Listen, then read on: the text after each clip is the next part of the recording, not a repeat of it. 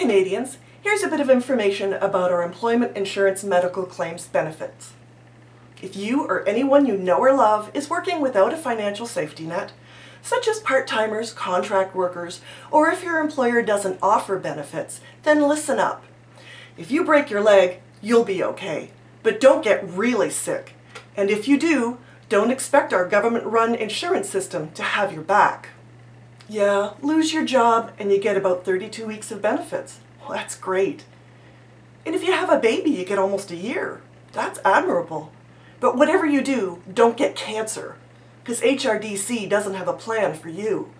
Actually, they do. The plan is get over it, because 15 weeks of EI is all you get. Yep, if you're looking at a kidney transplant, you better get the old one out and the new one in and make it quick. And cancer, with 4 to 6 months of chemo treatment, followed by a couple of months of radiation, well, after 15 weeks of receiving about 55% of your regular income, you're on your own. The big brain bureaucrats in Ottawa have been tracking the average EI claim.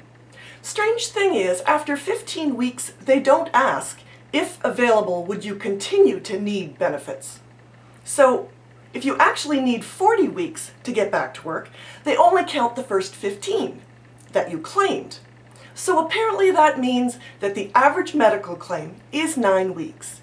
It has been 9 weeks for a long time, and will continue to be around 9 weeks according to the way they collect statistics, which allows them to state that such benefits are meeting the needs of most Canadians.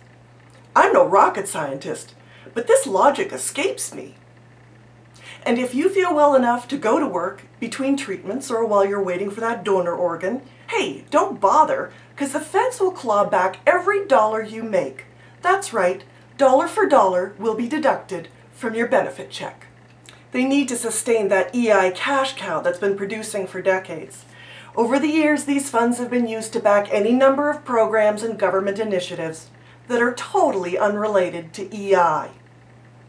So how will you pay your rent? Or feed your kids?